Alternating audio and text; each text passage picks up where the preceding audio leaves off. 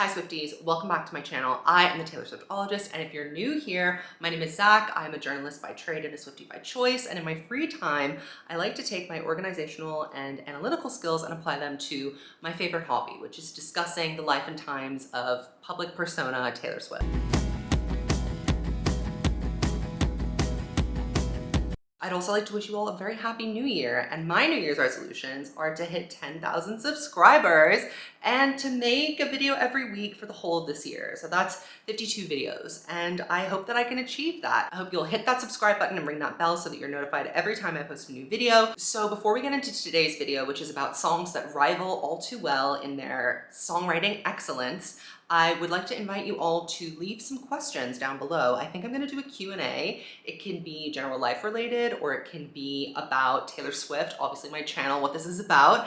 I do these on my podcast, Instagram, every once in a while at Evolution of a Snake. So if you're familiar with the format, you'll kind of know what I'm doing here, but if you're not, just drop a question down below and I will get to it in a future Q&A video. So without further ado, here are the songs that are better or as good as All Too Well. So I'm gonna be giving you a list of serious contenders and also a list of honorable mentions. Now, the factors that I'm kind of using to determine what is better than All Too Well are a little bit different because I really don't think that anything stands up to All Too Well as a phenomenon. The song kind of has a life of its own and it exists outside of just the fandom. It is kind of universally known as Taylor Swift's best songs. I think critics often point to it as the pinnacle of her career. But I would argue that there are other songs that achieve everything that All Too Well does, just in a different format or in a different way or with less fanfare than All Too Well received ever since it came out. Before we get into what I think the contenders are, I want to talk a little bit about what makes All Too Well the best Taylor Swift song of all time.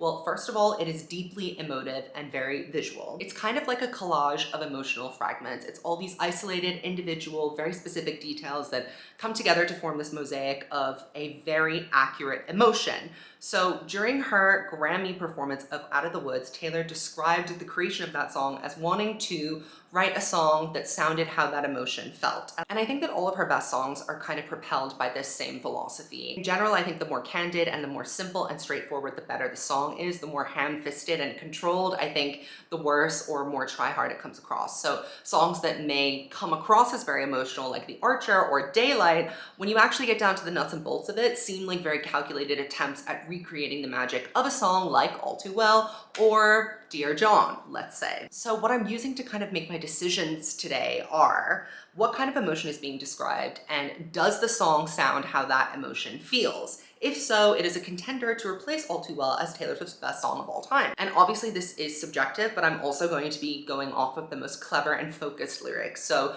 the sharpest images, the most concise collection of thoughts, those are all things that I will be taking into consideration for my evaluation today. Also, let me just say straight off the bat that Speak Now as an album has many contenders for songs that are as good as All Too Well, because the whole theme of that album was deeply confessional and personal songwriting that was pretty much untouched by outside editors. So we're getting this very unfiltered look at Taylor's thoughts and her inner emotional life. So with all that being said, here are my serious contenders that rival All Too Well as Taylor Swift's best song of all time. First of all, Cold As You. Now this is an often overlooked gem from the debut era that I feel like we just don't talk about that much or take that seriously because of the time period in which it was written. And I suppose that you could make the argument that it's not a very serious song given that it was written by a 15, 16-year-old girl who maybe hadn't experienced the massive heartbreak that she would go on to experience and write about in songs like All Too Well, etc., etc. But I will say that I think that there's something about this song being so dramatic and hammy that really captures the way it feels to be in love or to be infatuated with someone or to have a crush on someone that then gets squandered by their carelessness when you're 15 or 16 years old. You know, it's a very specific kind of feeling, and Taylor really captures that perfectly in the bridge when she says, "I know you wouldn't have told anybody if I died for you." It's just so dramatic and over the top, but also so accurate of how it feels to be a teenager and in love with somebody. The best lyric on the record lives in this song. You come away with a great little story about the mess of a dreamer with a nerve to adore you. I mean, a 15 or 16-year-old wrote that. It's pretty good. I would say that's a contender even to be one of her best, most profound lyrics off of her entire early career. So like from debut to Fearless, I think this is a strong contender to take the best writing award from that period of time. So that's probably the earliest contender that I can think of. And also Cold As You was a track 5. So if you don't know what that's about, I did a whole video ranking track 5s, which you can go and take a look at. My next song that I think could replace All Too Well as one of Taylor's most candid and emotional songs is Forever and Always. Now, the reasons that I listed this are kind of similar to what I said for Cold As You. It's a really accurate reflection of a young heartbreak. The stakes are a little bit higher here, and that's represented in the kind of like desperate, angry female rage that comes across so clearly in this song. And it goes absolutely all the way off on the Fearless tour. Like when we get that extended bridge, it is beautiful, but also when it's pared down to the acoustic piano ballad version, it holds the same kind of gravity and conveys the same emotion while also adding a new layer and texture to the original song. So I feel like because this song works on so many different levels and it continues to resonate and connect with people all these years later, it is definitely a contender to replace All Too Well. Plus, the vocal delivery on this was very ambitious and challenging for her at the time. So we always appreciate when she takes a risk and tries something new. Next up is what I would say is probably one of the top 2 contenders for the best song of all time. It is Last Kiss. Now, this song is like being punched in the face multiple times by someone wearing a lot of hard metal chunky rings and like knocking all your teeth out for 6 minutes, okay? It's a very long song. It is kind of like a moving meditation. It moves, it breathes, it kind of traipses along very slowly and hopelessly. And I think that this was such a transitional, Speak Now in general was such a transitional and maturing moment for her. And I think that Last Kiss is kind of the centerpiece of this album. You could point to Dear John as the centerpiece, but I really think Last Kiss is the emotional heartbeat of this album, and here's why. So there's a range of emotions on this album that go beyond just heartbreak and infatuation, which are the 2 poles that she kind of swung between in her early career, and kind of what she still pings back and forth between now.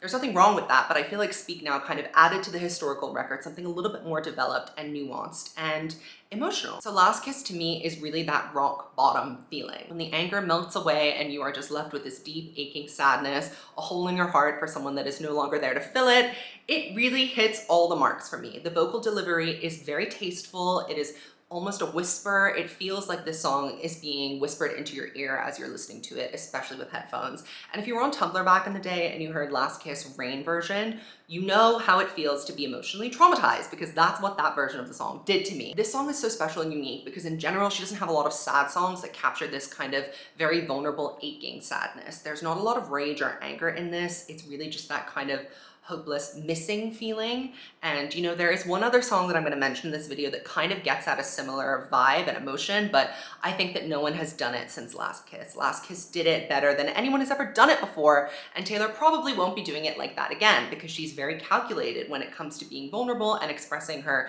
kind of weaker underbelly. She's much more inclined to show her rage, her anger, her dissatisfaction, her need for vindication, correcting the record, all of those things before she will say that she was genuinely hurt by something. So like I said before, it is kind of a moving meditation, which really reminds me of the All Too Well 10-minute version.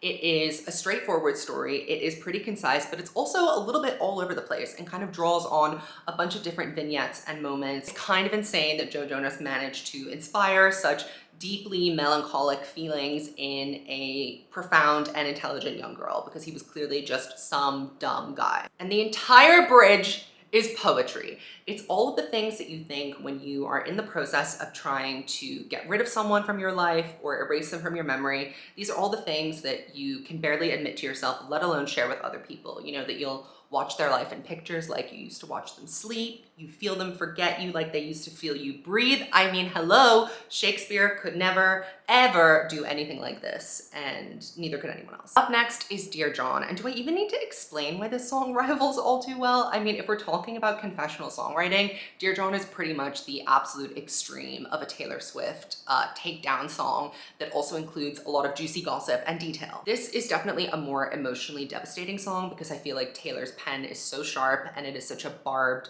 attack. It is a hit piece on John Mayer, who obviously did something incredibly fucked up to her. So yeah, she's angry on this song. She is out for blood. And this song is kind of like the feeling that you get when you go through someone else's phone and you know that you shouldn't be doing it, and you know that whatever you're gonna find is just gonna upset you and you shouldn't have been looking in the first place, but then you see it and you find it and you get upset. That's how I feel when I listen to this song. It's like overhearing someone else's private conversation that you instantly are like, oh no, no, no, no, I shouldn't listen, but like, I can't turn away. I have to keep finding out what the gossip is. So also what's so clever about this song is that it's kind of similar to the subject style of music. It is truly a slow burn, bluesy, twangy kind of ballad that really relies on a very focused vocal delivery and a strong guitar.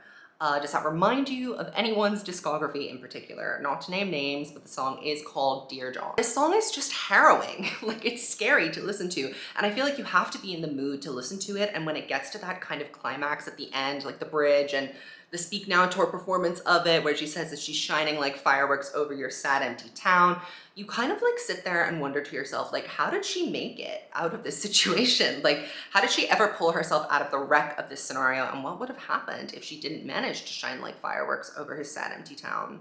Would she just be, you know, another girl that he'd run dry? We'll never know, because she slayed. To surmise, this is incredible, and I want John Mayer to go to jail. From Red, I think we do have two minor contenders for songs that are like All Too Well. I wouldn't say that they could replace it, but they definitely are in the running for being the best candid and confessional moments on the album. So the first most obvious one is Better Man.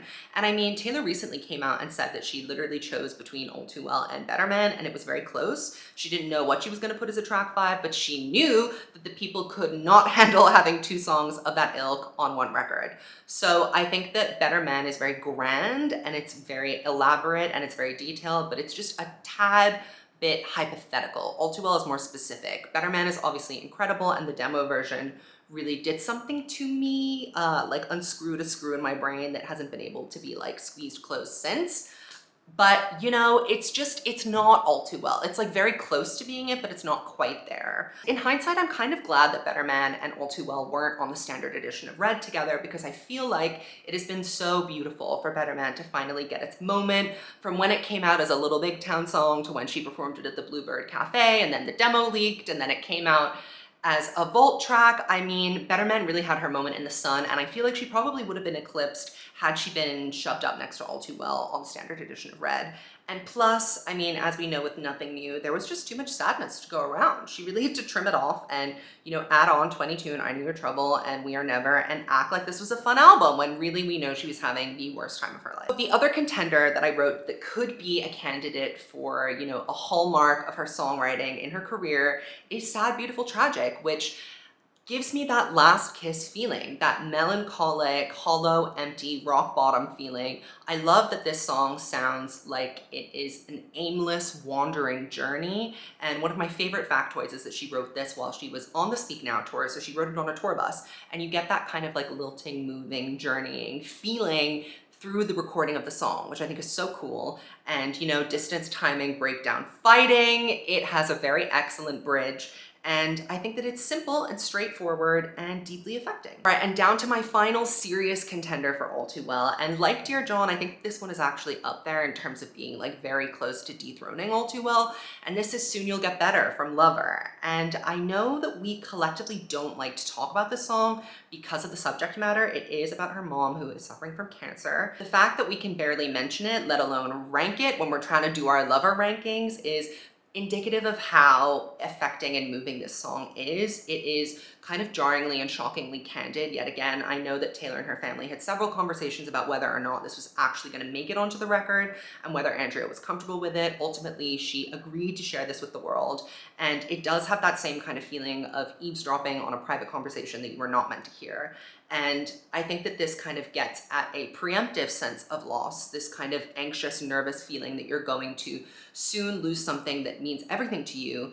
That is kind of what drives the song and makes it so moving and emotionally charged. Plus the Dixie Chicks backing vocals are sublime, so beautiful. And this song is very sparse in general, and the specific moments, like the orange of the prescription bottles, her hair getting tangled in the buttons on her coat, like these are very Swiftian turns of phrase. They are zeroing in on a specific moment to kind of highlight the strangeness and the severity of what is happening around her. In terms of what this all means on a bigger scale, it means that she could be losing her sounding board, the person that means the most to her in her life. And for that reason, I think that this is definitely up there in one of her top 5 best songs of all time, objectively. Putting aside whether I think it's her best song or not of all time, I think objectively we can say that the writing on this, the instrumentation, it has a little bit of a country flavor, and that classic country songwriting has a bit of a twang to it. I mean, this kind of hits all the marks for classic good Taylor Swift song. And the bridge is literally heart-stopping. This is the emotional center of Lover, and without it, Lover would be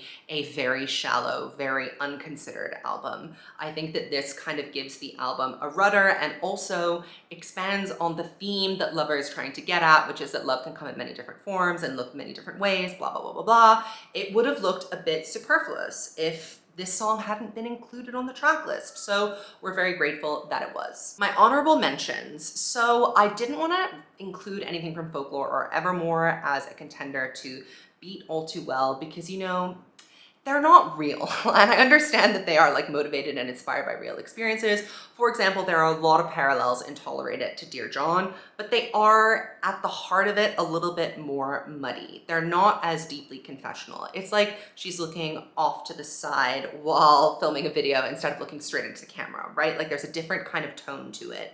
My Tears Ricochet gets there a little bit more because it's about the big machine scenario, but you know, she didn't come out and say that it was, and she never will. So she can't stand to have that like hollow vulnerability with Scott Borchetta because she doesn't think that he deserves it, which is totally fair, but that precludes it from being better than All Too Well, in my opinion. Some other contenders that I considered, Nothing New.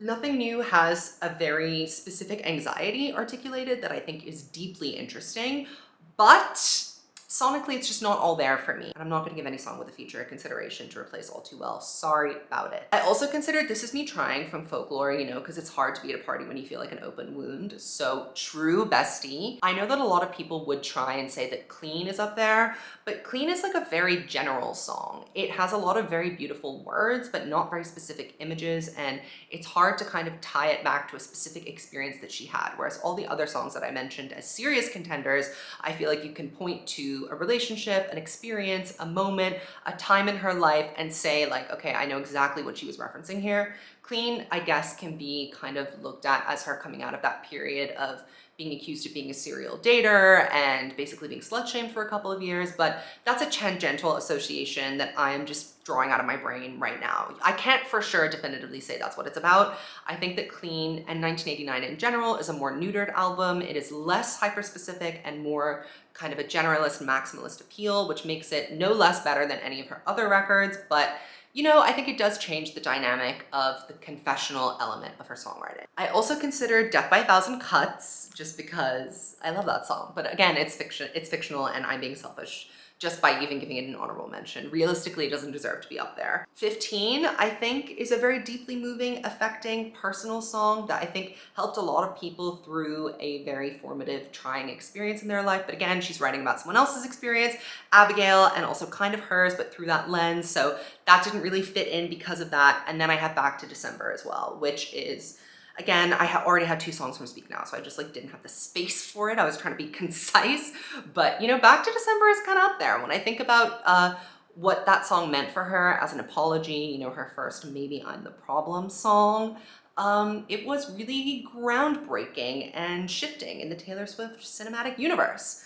But that's it. Let me know if you agree with my opinions or if you have your own ranking. Who are your serious contenders? Who are your honorable mentions? Are there any songs that you feel like are overrated? I'd love to know. And don't forget to leave me your questions for my upcoming Q&A video. Okay, love you guys. See you in the next video.